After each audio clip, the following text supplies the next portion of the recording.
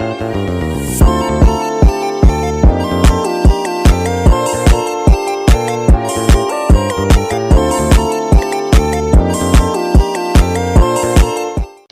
semuanya, perkenalkan saya Wahyuningsih dengan NIM 06031282328048 dari Prodi Pendidikan Ekonomi Universitas Sriwijaya. Tujuan saya membuat video ini untuk memenuhi tugas ulangan tengah semester pengembangan strategi pembelajaran dengan dosen pengampu Ibu Dr. Anda Dewi Koryati MPD dan Ibu Dewi Pratita SPD MPD. Jadi, di sini aku mau bahas mengenai model pembelajaran cooperative learning. Apa sih model pembelajaran cooperative learning itu?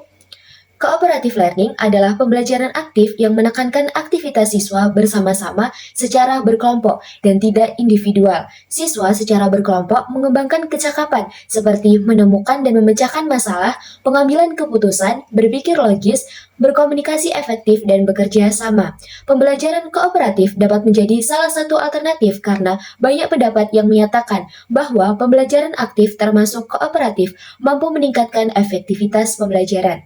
Pembelajaran kooperatif mengutamakan kerjasama antar siswa untuk mencapai tujuan pembelajaran. Menggunakan pembelajaran kooperatif dapat mengubah peran guru dari yang berpusat pada gurunya ke pengelolaan siswa dalam kelompok-kelompok kecil.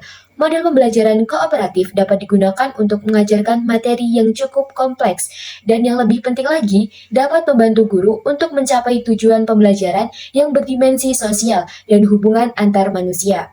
Apa saja sih tahapan-tahapan dalam penerapan model pembelajaran kooperatif ini? Terdapat 10 tahapan dalam penerapan model pembelajaran cooperative learning dengan rumpun model Team Games Turnamen, di antaranya sebagai berikut. Tahap 1, memberikan salam.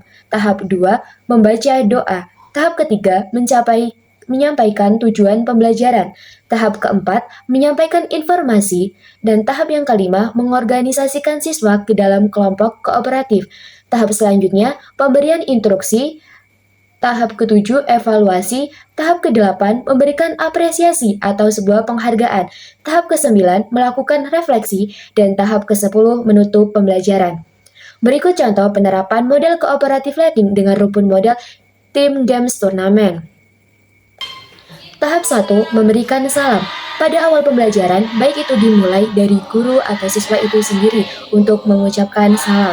Tahap kedua, membaca doa. Ketua kelas memimpin doa sebelum dimulainya pembelajaran.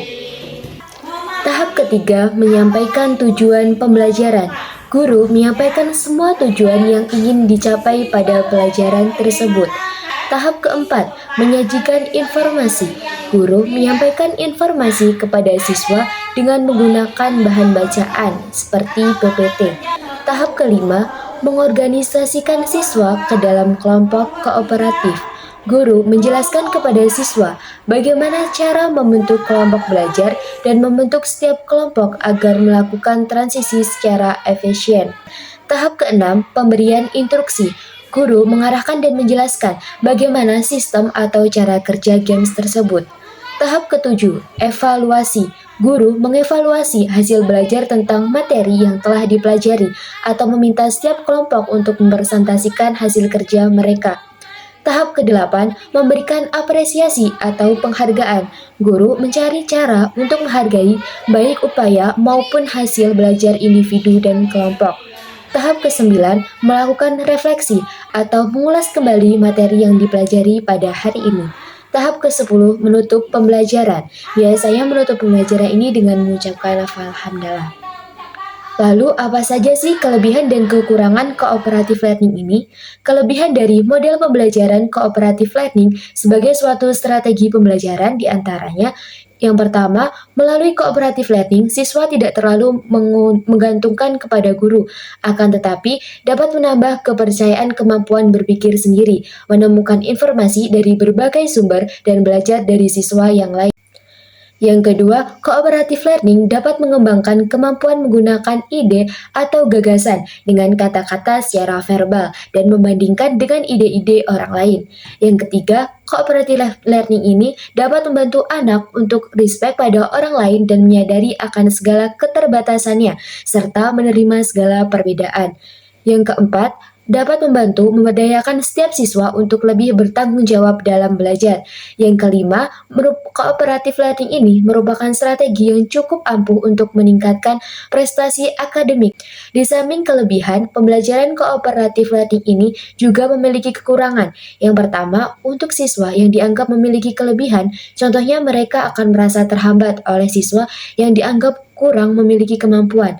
Akibatnya, keadaan semacam ini dapat mengganggu iklim kerjasama dalam kelompok. Yang kedua, penilaian yang diberikan dalam cooperative learning didasarkan kepada hasil kerja kelompok.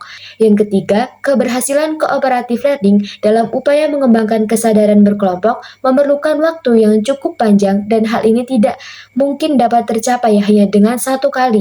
Oke, jadi kesimpulan dari pembelajaran kooperatif ini, pembelajaran kooperatif merupakan pendekatan pembelajaran aktif yang menekankan kerjasama antar siswa dalam kelompok untuk mencapai tujuan bersama. Melalui model ini, siswa tidak hanya belajar materi akademik, tetapi juga mengembangkan keterampilan hidup seperti pemecahan masalah, pengambilan keputusan, dan komunikasi efektif. Langkah-langkah dalam pembelajaran kooperatif ini yaitu penyampaian tujuan, penyampaian informasi, pengorganisasian kelompok, bimbingan selama proses belajar, evaluasi belajar, dan penghargaan atas upaya individu maupun kelompok. Kelebihan dari pembelajaran kooperatif mencakup peningkatan kemandirian siswa, pengembangan keterampilan sosial, dan peningkatan motivasi belajar. Menurut pendapat saya, mengenai efektivitas model pembelajaran dalam konteks pendidikan saat ini sangat efektif dalam meningkatkan kualitas pendidikan, terutama dalam konteks perubahan cepat di dunia. Model pembelajaran yang mendorong keterlibatan aktif seperti pembelajaran kooperatif dan berbasis proyek meningkatkan motivasi dan partisipasi siswa. Siswa lebih tertarik untuk belajar ketika mereka berkontribusi dalam prosesnya.